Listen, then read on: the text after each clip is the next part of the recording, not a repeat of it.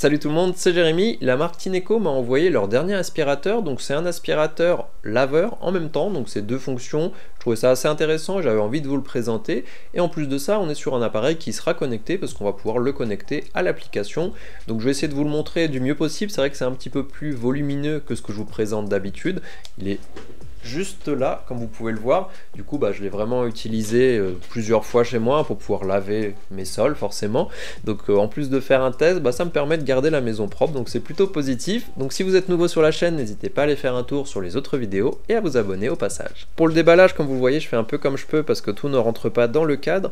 On va avoir du coup une tige qui va venir se clipser sur le reste et servir de poignée, une brosse de nettoyage, un filtre d'avance, une brosse d'avance, un produit détergent pour le nettoyage, le chargeur, une base de recharge et bien entendu le gros de l'aspirateur avec le moteur, les réservoirs et la partie d'aspiration, le tout déjà assemblé.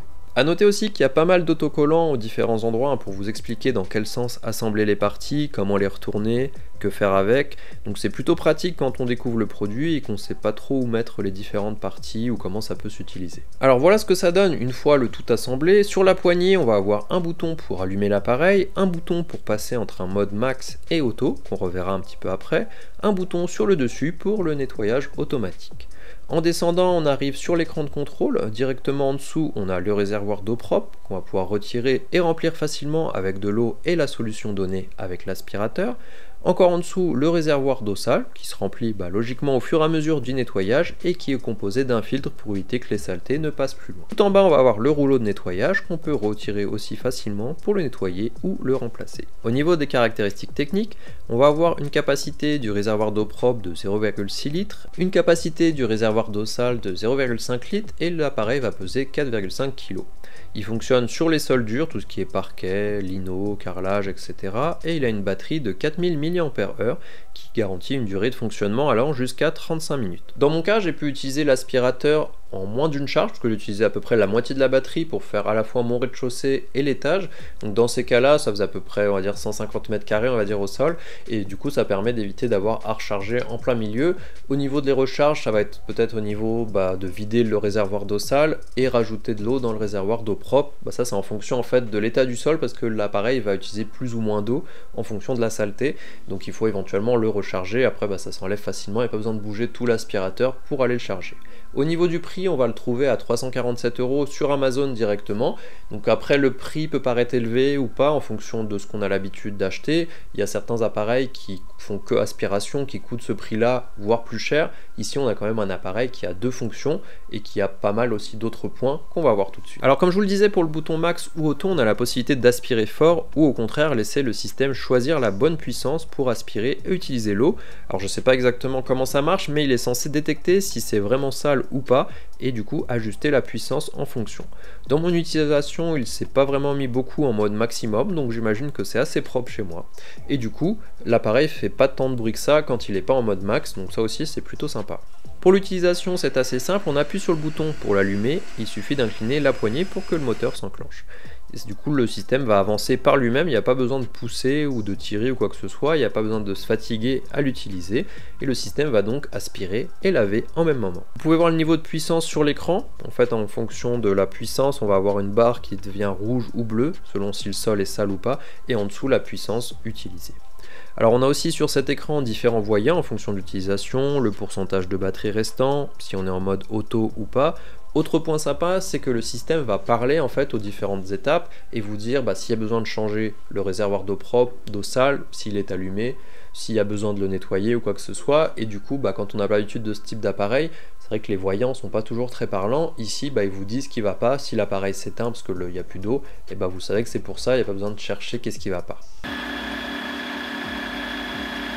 Réservoir d'eau propre vide. Veuillez le remplir d'eau et de solutions de nettoyage. Alors je sais pas si ça se voit très bien à l'écran, mais on a effectivement un sol qui est mouillé après et aspiré du coup après le passage. Et une fois posé sur sa bâche de recharge, on a la possibilité de lancer le mode nettoyage où l'aspirateur va se mettre à tourner tout seul pour faire tourner du liquide partout et faire tourner la brosse.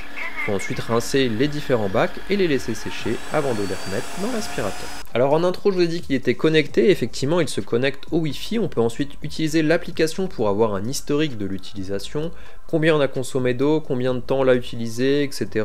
On peut aussi afficher le pourcentage de batterie, voir si les réservoirs sont pleins ou pas, choisir aussi si on veut être en mode automatique ou max, et ici on peut aussi choisir la langue utilisée par l'aspirateur quand il annonce des informations. Bon, on va pas se mentir, c'est vrai que l'application sur ce type d'appareil n'est pas forcément indispensable.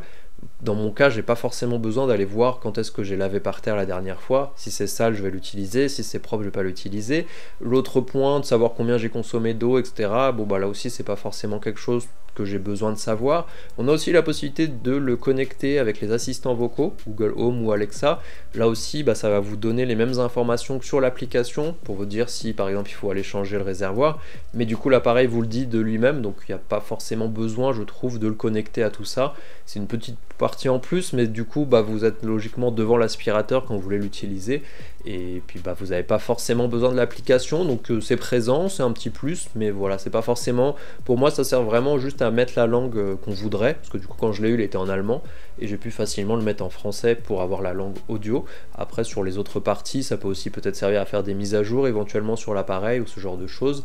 Mais pour moi, c'est pas forcément utile d'utiliser l'application si on n'en a pas envie. Alors du coup, c'est le premier type d'aspirateur laveur que j'utilise de cette façon-là. Il y a quelques points, on va dire négatifs. Après, je pense que c'est plutôt propre à ce type d'appareil qu'à celui-là en particulier. Déjà, le poids, ici on est sur un appareil qui fait 4,5 kg. Alors à l'utilisation standard, ça pose pas de souci parce que c'est les moteurs qui l'entraînent. Par contre, quand on veut aller à un autre étage avec, il faut quand même les porter à chaque fois, les monter, les descendre. Ça pèse un petit peu. L'autre souci, avec le réservoir, etc., on va pas pouvoir l'incliner complètement à plat, parce que sinon ça se renverserait partout. Donc si vous voulez passer sous un buffet, sous un lit ou quelque chose comme ça, vous n'allez pas pouvoir l'incliner suffisamment. Donc il vous faudrait quand même un deuxième aspirateur pour toutes ces tâches-là. Alors après, pareil, vous n'avez peut-être pas envie de laver par terre dès que vous faites l'aspirateur, donc c'est vrai qu'il faudrait quand même avoir un deuxième aspirateur. L'autre point aussi, du coup, alors ça c'est propre au système je pense, mais comme vous lavez par terre et vous êtes derrière l'aspirateur, vous marchez dans l'eau là où vous venez de laver, donc c'est un petit peu dommage, donc vaut mieux avoir des chaussons, quelque chose qui soit assez résistant pour pas vous retrouver avec les pieds mouillés et éviter de salir aussi ce que vous venez de faire surtout. Donc ça c'est pas forcément quelque chose qui peut être corrigé pour ce type d'appareil, mais c'est vrai qu'il faut y penser quand même quand on l'utilise.